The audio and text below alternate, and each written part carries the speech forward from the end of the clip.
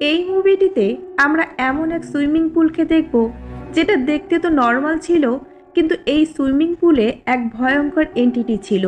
কারণ যে এই পুলে নামে তাকে এই পুল ছেড়ে দেয় না।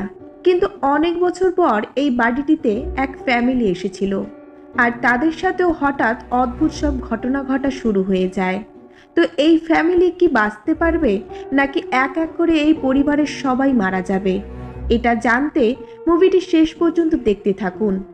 আজ আমি এক্সপ্লেন করব 2024 সালে মুক্তি পাওয়া হরর মুভি নাইট সুইম। মুভির শুরুতে আমরা রেবেকা নামের এক ছোট বাচ্চা মেয়েকে ঘুমন্ত অবস্থায় দেখতে পাই, যে কিনা একটা কোনো আওয়াজ শুনতে পায়। আর সে সুইমিং পুলের কাছে গেলে একটা টয় বোট দেখতে পায়, যেটাকে সে পুল থেকে বের করার জন্য চেষ্টা করে। আর তখনই সে পুলে পড়ে যায়।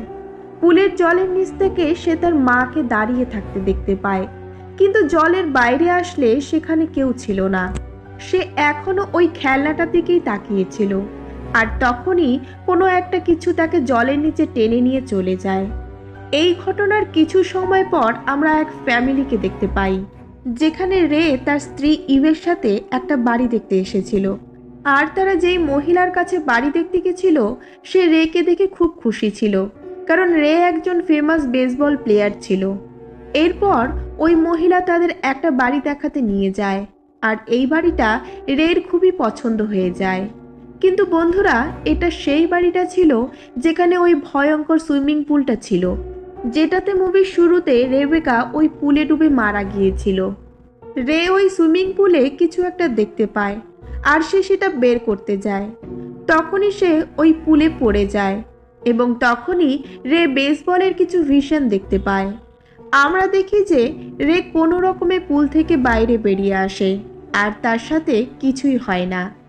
এখন বাড়ির ভেতর সুইমিং পুল থাকাটা ইভের পছন্দ ছিল না, কিন্তু রে চাইছিল যে এখন তারা পুরো ফ্যামিলি এই বাড়িতেই থাকবে। এজন্য ইভ মেনে নেয়।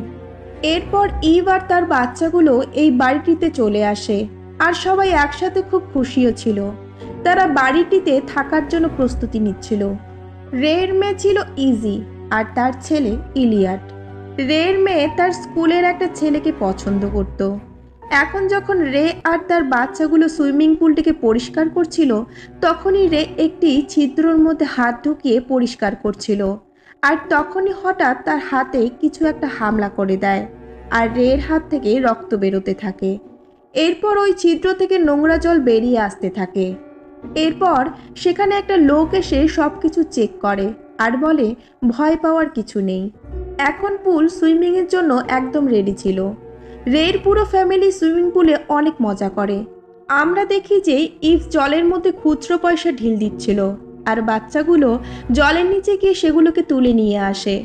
রাতে রে কিছু পুরনো ফটো আর ভিডিওগুলো দেখছিল, আর ইভ কাজ করতে করতে ক্লান্ত হয়ে গেছিল। এর জন্য ইভ পুলে রিল্যাক্স হওয়ার জন্য যায়। সেখানে ইভের ছোট বিড়ালটি চলে আসে। বিড়ালটি ইভের দিকে তাকিয়ে সেখান থেকে চলে যায়। এখন যখন ইভ আরাম করে সুইমিং করছিল, তখনই তার এমনটা মনে হয় যেন তাকে কেউ টাচ করেছিল। সে চারপাশে দেখে, কিন্তু সেখানে কেউ ছিল না। এরপর ইভ তার রুমে চলে আসে, কিন্তু এখনও সে ওই সুইমিং পুলের দিকেই তাকিয়েছিল। ইভ রেকে জিজ্ঞেস করে যে সে কি সুইমিং পুলে ছিল, কিন্তু রে তো বেড থেকেই ওঠেনি। এখন আমরা ইভের ক্যাটকে ওই পুলের কাছে দেখতে পাই। পরদিন সকালে ওই বিড়ালটির কোনো খোঁজ পাওয়া যাচ্ছিল না। তখন তারা বিড়ালটির গলায় থাকা বেলটি সুইমিং পুলের মধ্যে দেখতে পায়, যেটাতে কিছু একটা লেগেছিল, আর সেটা রের হাতের মধ্যে লেগে গেছিল। সবাই মনে করেছিল যে বিড়ালটি হয়তো কোথাও চলে গেছিল। আর এদিকে রে যখন তার ক্ষত জায়গাটা দেখে, সেটা একদম ঠিক হয়ে গেছিল। রাতে ইভের পুলকে নিয়ে খারাপ স্বপ্ন দেখা শুরু হয়ে যায়, আর জেগে উঠতেই ইভ পুলের দিকে দেখে যেখানে রে সুইমিং করছিল, আর রে কিছু সময় পুলে সুইমিং করে। পরদিন রে তার চেক আপ করার জন্য ইভের সাথে ডক্টরের কাছে যায়, যেখানে ডক্টর তাদেরকে বলে যে সে এত তাড়াতাড়ি কাউকে ঠিক হতে দেখেনি। মানে রের সাথে অদ্ভুত কিছু তো ঘটছিল, কারণ সে এখন ওই পুলে বেশি করে সময় কাটাচ্ছিল। কিন্তু রে এটাতে খুব একটা বেশি গুরুত্ব দেয় না। ডক্টরের কাছ থেকে বাড়িতে এসেও সে পুলে কিছুটা সময় কাটায়। রেড চলে যাওয়ার পর তার ছেলে সুইমিং করতে পুলে নামে।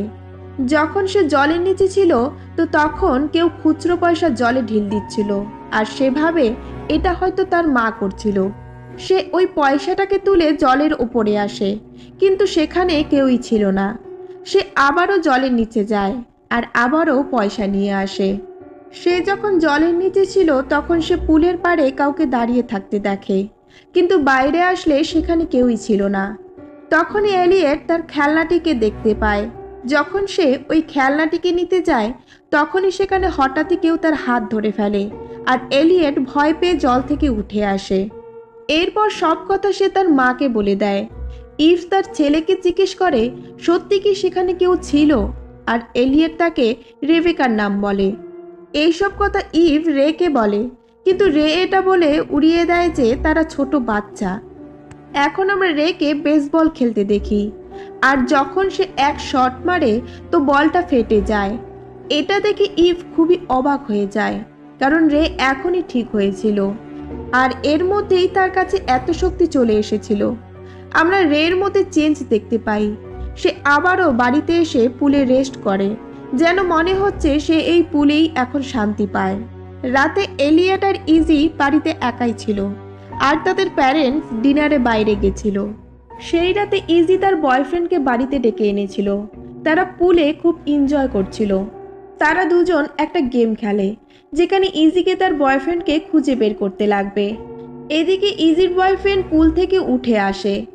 ইজি তাকে খুঁজতে থাকে।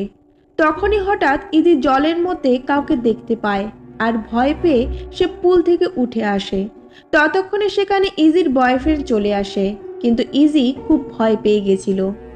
এখন এলিয়েট তার বোন ইজিকে বলে যে সে তাকে পুল থেকে ভয় পেয়ে উঠে আসতে দেখে, কিন্তু ইজি তার ভাইকে চুপ থাকার জন্য বলে, কারণ তারা এখানে এসে খুবই খুশি ছিল। এরপর আমরা পুল পার্টির সিন দেখি, যেখানে অনেক লোক এসেছিল আর সবাই খুব এনজয় করছিল। এদিকে এলিয়েট ঘরের ভেতর থেকে পুলের রেকর্ডিং করছিল। আমরা এখনো ইজিকে ওই পুলের থেকে ভয় পেতে দেখি। সে পুলে যাচ্ছিলই না। রে তার কাঁধে একটা বাচ্চাকে বসিয়েছিল, তখনও সবকিছু নর্মাল ছিল। তখনই রেকে কেউ জলের নিচে টেনে নেয়, আর আমরা রের ভেতরে কিছু অদ্ভুত জিনিস ঢুকে যেতে দেখি, এবং এই ঘটনাটা এলিয়েট তার ক্যামেরায় দেখে ফেলে। সে তার মাকে সবকিছু বলে দেয়। ইভ বাইরে এসে রেকে পুল থেকে তুলে নিয়ে আসে, যে কিনা জ্ঞান হারিয়ে ফেলেছিল। তারা কোনো রকমে রের জ্ঞান ফিরিয়ে আনে। রে যাকে তার কাঁধে বসিয়েছিল তার ফ্যামিলি তাদের ওপর অনেক রেগে যায়, আর তারা সেখান থেকে চলে যায়। ইভের প্রচণ্ড খারাপ লাগে। সে প্রথমেই পুল পার্টির জন্য না করেছিল। ইভ সবাইকে গাড়িতে বসিয়ে সেখান থেকে বেরোতেই যাচ্ছিল, তখনই রের মুখ থেকে রক্ত বেরোতে শুরু করে, আর সে কাঁপতে শুরু করে। এরপর ইভ আবারও রেকে ওই বাড়িতে নিয়ে আসে। এখন যখন রের চোখ খোলে তখন সে খুব বেটার ফিল করতে থাকে।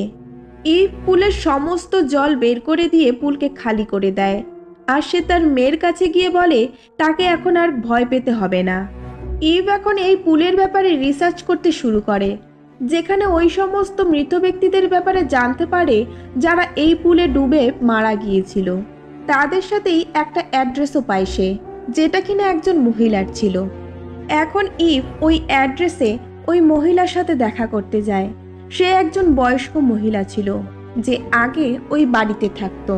তার সাথেও ওই সমস্ত ঘটনা ঘটেছিল যেটা তাদের সাথে এখন হচ্ছে। আর এখানে আসে একটা টুইস্ট, কারণ এই বয়স্ক মহিলার মেয়ে ছিল রেবেকা। এই মহিলা ইভকে এক উইশিং ওয়েল মানে একটা ইচ্ছাকূপের কাহিনী বলতে শুরু করে। এক এমন কুয়োর কাহিনী যেখানে পয়সা ফেললে মানুষের উইশ পূরণ হয়ে যেত, কারণ ইচ্ছাকূপের জল মায়াবী ছিল, আর এজন্যে জলের পূজাও করা হতো। কিন্তু এখানে আরও একটা টুইস্ট আছে। যখন যখন মানুষ নিজের উইশ পূরণ করার জন্য এই জলকে জাগাতো, তখন তখন এই জল তাদের কাছ থেকে এর মূল্য চাইতো। আর রেবেকার কাহিনী ছিল যে তার ভাই খুবই অসুস্থ ছিল। তার মা তার ভাইকে ঠিক করতে চাইছিল। এর জন্য রেবেকার মা এই জলের কাছে উইশ করে, আর এই উইশ পূরণ করার জন্য মূল্য হিসেবে তার মেয়েকেই স্যাক্রিফাইস করে। ইভ তখনই নোটিশ করে যে ওই মহিলার চোখ দিয়ে কালো জল বেরোচ্ছিল। কোনো একটা কিছু তাকে পজেস্ট করেছিল, আর এখানে থাকা জলগুলো কেমন যেন অদ্ভুত আচরণ করছিল। এইসব কিছু দেখে ইভ ভয় পেয়ে সেখান থেকে পালিয়ে যায়। এখন সে এটা বুঝতে পারছিল যে তারা রেকে ঠিক করার জন্য এই পুলকে ভরেছিল। রে তো ঠিক হয়ে যাবে, কিন্তু এই জল স্যাক্রিফাইস হিসেবে তাদের একটা বাচ্চাকে নিয়ে নিবে। বাড়িতে এসে ইজি আর এলিয়েট তাদের মা বাবাকে খুঁজতে থাকে, আর তখনই এলিয়েট বাইরে তাদের বিড়ালটির আওয়াজ শুনতে পায়। যখন সে চেক করার জন্য বাইরে যায় তখন সে দেখে পুল আবারও ভর্তি হয়ে গেছিল। এই ব্যাপারটা তাকে চিন্তায় ফেলে দিয়েছিল, কারণ সে জানতো তার মা এই পুলকে খালি করে দিয়েছিল। সে পুলকে চেক করার জন্য আগে এগিয়ে যায়। তখনই সে পুলের মধ্যে একটা টিউবে বিড়ালটিকে বসে থাকতে দেখে, যাকে বাঁচানোর জন্য সে পুলের মধ্যে যায়। তখন কোনো একটা কিছু তাকে পুলের মধ্যে টেনে নিয়ে যায়, আর পুলের কভার বন্ধ হওয়া শুরু হয়ে যায়। এই সমস্ত দেখে তার ভাইকে বাঁচানোর জন্য বাইরে দৌড়ে যায়, আর তখনই সেখানে ইভো চলে আসে। তারা দুজন মিলে পুলের কভার খোলার চেষ্টা করতে থাকে, আর ইভ তার মেয়েকে বলে যে রেকে ডেকে নিয়ে আসতে তাদের সাহায্য করার জন্য। কিন্তু রেকে তো কোনো এক অশুভ শক্তি পজেস্ট করে নিয়েছিল, এর জন্য রে তার মেয়ের ওপরেই হামলা করে দেয়। এদিকে বাইরে ইভ একটা পাইপকে মুখে দিয়ে পুলের মধ্যে ঝাঁপ দিয়ে দেয়, যাতে সে তার ছেলেকে বাঁচাতে পারে, আর এই পাইপের সাহায্যে অনেকক্ষণ শ্বাস নিতে পারে। এই পুলের নিচে যেতেই সে গভীর জলের মুখোমুখি হয়। সে তার ছেলেকে তো খুঁজে পায়, কিন্তু সাথে অনেক ভূতকেও দেখতে পায়। এই সমস্ত ভূতগুলো মিলে তাকে ভয় দেখাতে শুরু করে। তাদের থেকে বেঁচে সে বাইরে আসার চেষ্টা করতে থাকে, কিন্তু সে বাইরে যাওয়ার রাস্তাই খুঁজে পাচ্ছিল না। এখানে রেবেকার আত্মা তাদের সাহায্য করে। সে একটা কয়েনকে জলের মধ্যে ফেলে দেয়। ইভ সেই কয়েনের ডিরেকশনের দিকে গিয়ে তার ছেলেকে পুলের ভেতর থেকে বাইরে নিয়ে আসে, কিন্তু এলিয়েট নিঃশ্বাস নিচ্ছিল না। ইভ তাকে বাঁচানোর চেষ্টা করতে থাকে, আর তখনই সেখানে পজেস্ট রে চলে আসে। সে ইভকে বলে সে তার ছেলেকে বাঁচাতে পারবে না, আর এটা বলতেই সে ইভকে গলায় চেপে ধরে ওপরে তুলে নেয়। রে তার ওয়াইফকে মেরে ফেলার আগেই ইজি রের বেসবলের ব্যাট দিয়ে তার মাথায় মারে। তার মেয়ে তাকে হোশে আসতে বলে, আর তখনই রে তার ফ্যামিলির সাথে কাটানো ভালো মুহূর্ত মনে পড়ে যায়। সে বমি করে দেয়, আর তার ভেতরে থাকা অশুভ শক্তি বাইরে বেরিয়ে যায়, এবং ওই যে অশুভ শক্তি রের মধ্যে ছিল সেটা পুলে গিয়ে পুলের জলকে পুরো কালো করে দেয়। রে বুঝে গেছিল যে কাউকে না কাউকে জলে গিয়ে স্যাক্রিফাইস দিতে হবে। সে তার ফ্যামিলিকে বাঁচানোর জন্য নিজেই ওই পুলে নেমে পড়ে, আর এই পুলের জল তাকে স্যাক্রিফাইস হিসেবে মেনে নিয়ে তার ছেলেকে এক নতুন জীবন দিয়ে দেয়। মুভির শেষ সিনে দেখানো হয় রের ফ্যামিলি তাকে অনেক বেশি মিস করছিল। তারা সিদ্ধান্ত নিয়েছিল যে তারা সারা জীবন এই বাড়িতেই থেকে যাবে, যাতে ভবিষ্যতে আর কেউ এই পুলের জলকে জাগিয়ে না তোলে, এবং এই পুল আর কাউকে মেরে ফেলতে না পারে। এর সাথেই এই মুভিটা এখানেই শেষ হয়ে যায়। তো বন্ধুরা, মুভিটা কেমন লাগলো অবশ্যই কিন্তু কমেন্ট করে জানাবেন, আর আমার চ্যানেলে নতুন বন্ধু হয়ে থাকলে চ্যানেলটিকে অবশ্যই সাবস্ক্রাইব করে রাখবেন। দেখা হচ্ছে নেক্সট মুভি নিয়ে। সবাই ভালো থাকবেন।